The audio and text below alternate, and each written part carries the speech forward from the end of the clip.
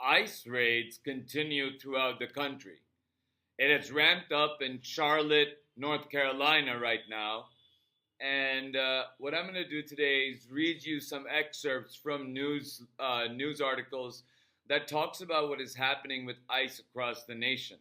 ICE, DHS, and Border Patrol have not stopped their roving patrols. They have not stopped their illegal stops and detentions. They have not stopped their renditions. They have not stopped going about America as if everybody were criminals and picking up people based on their skin color and their language and their last names is nothing if it is not racial profiling. And it is being done under the eyes and watch of the Supreme Court, which has allowed ICE to continue its procedures while the case goes through the courts. And Justice Kavanaugh's concurrence that says that it's okay to use race, language you speak, where you work, where you gather, as part of your reasonable suspicion analysis of particularized and articulable facts that point to illegal immigration activity ongoing somewhere. And that is not what ICE is following. That is not what they are doing. What they're doing is far more dangerous and far more intrusive to Americans' right against unreasonable searches and seizures. So if you go to Rachel Maddow on any social network or any social media account, you'll be able to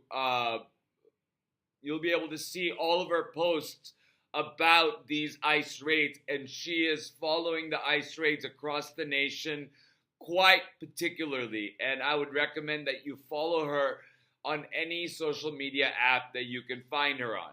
Just type in RACHEL space MADDOW, and you can find her channel and you can find the references that she provides.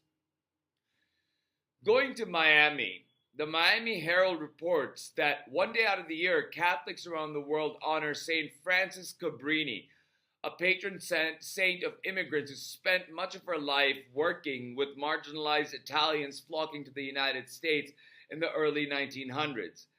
That day, November 13th, was Thursday, and in Miami, faith leaders and advocates for immigrants used the celebration of Mother Cabrini to call for more humanity in the immigration system and condemn White House's mass deportation agenda.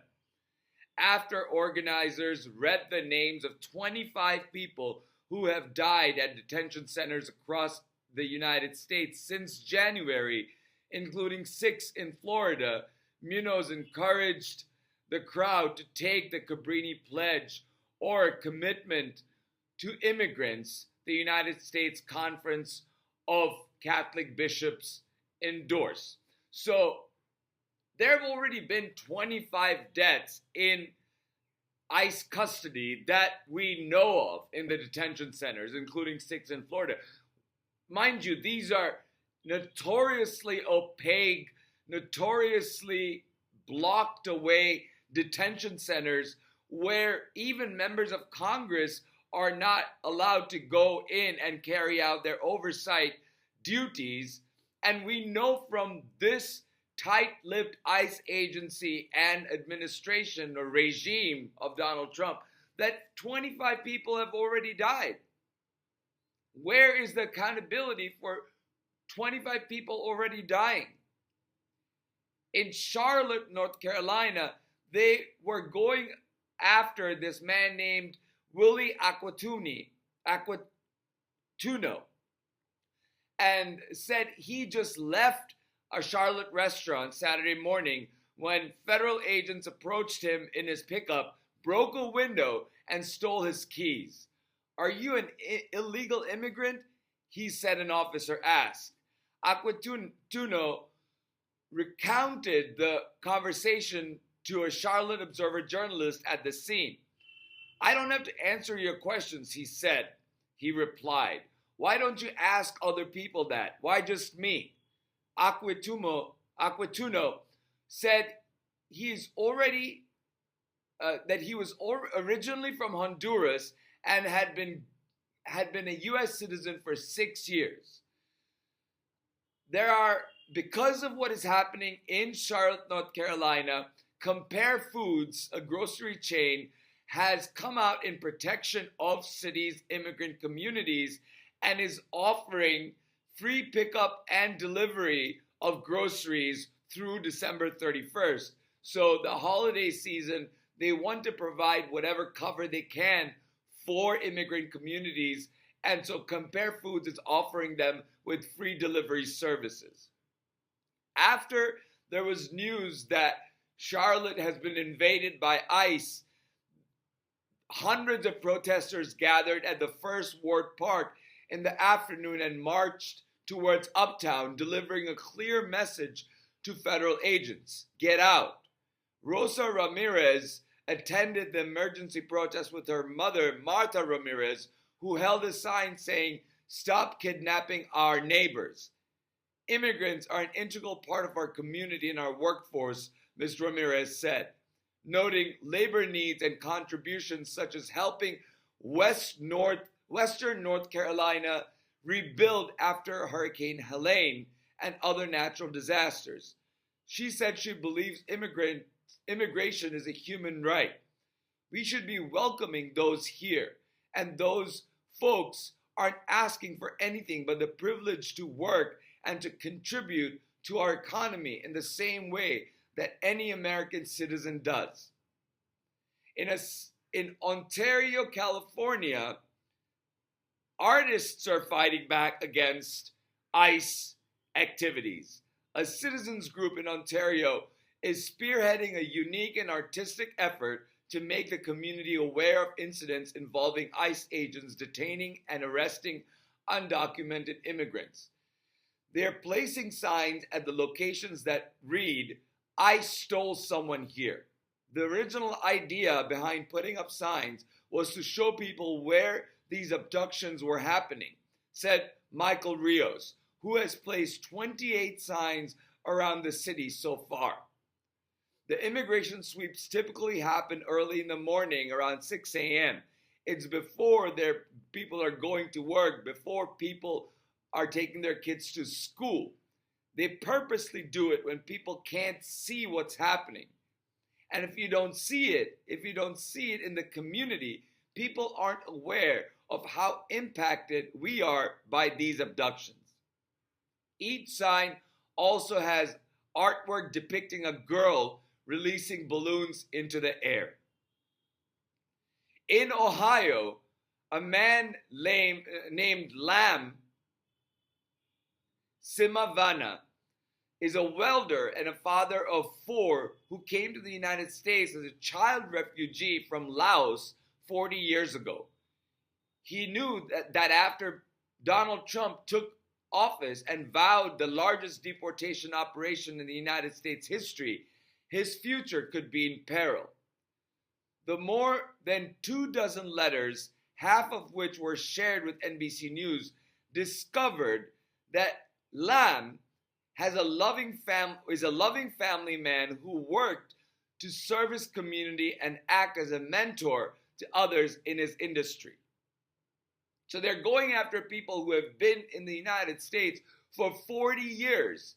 They're going through databases of the government and they're screening for people who have been here for decades and who have been productive citizens and are not criminals or threats to the community. And the communities where they are being detained and held are coming out and saying so to ICE and to the public, that these people who are getting detained and renditioned are not threats to our community.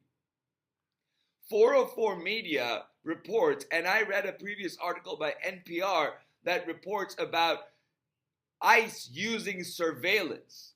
Well, 404 Media has reported that Google is hosting a custom and border protection app that uses facial recognition to identify immigrants and tell local cops whether to contact ICE about the person.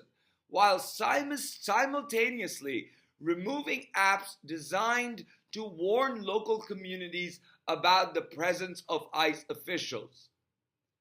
ICE spotting app developers tell 404 Media the decision to host CBP's new app and Google's description of ICE officials as a vulnerable group in need of protection shows that Google has made a choice on which side to support during the Trump administration's violent mass deportation effort. Google removes certain apps used to report sightings of ICE officials, and then they immediately turn around and approved an app that helps the government unconstitutionally target an actual vulnerable group. That's inexcusable, said Mark, the creator of Eyes Up, an app that aims to preserve and map evidence of ICE abuses. So Google is not only taking down apps that are meant to notify people about ICE spotting and where ICE is going, they are actually making an active choice to help ICE by providing them with software, with tech, with apps that allow them to spot immigrants. And it is kind of this facial recognition surveillance state that is growing in America inward towards Americans, towards citizens and persons living in America peacefully and working there, paying taxes. That is what this administration, Donald Trump's regime, has decided to focus on, while it does away with international counterintelligence in the cybersecurity department. So you see how the priorities have been turned on its head, where we have the federal government cutting CISA funding while ramping up domestic surveillance programs for ICE. It is a dangerous place for our government to be. With that said, please keep your eyes out, record everything, put them on social media, follow people who are keeping up with the times. My profile handle is oeishik.bsky.social on Blue Sky and NOONE unscripted on X. And you can also go and search for Rachel Maddow. You can go and search for ABC News. You can go to Google and just search for ICE raids, and it's going to give you a list of it. Look at the dates, make sure that they are current to keep apprised of what is happening nationwide, and pay attention to your local newspapers as well and your local news channels. With that said, watch out for one another, and I'll talk to you soon.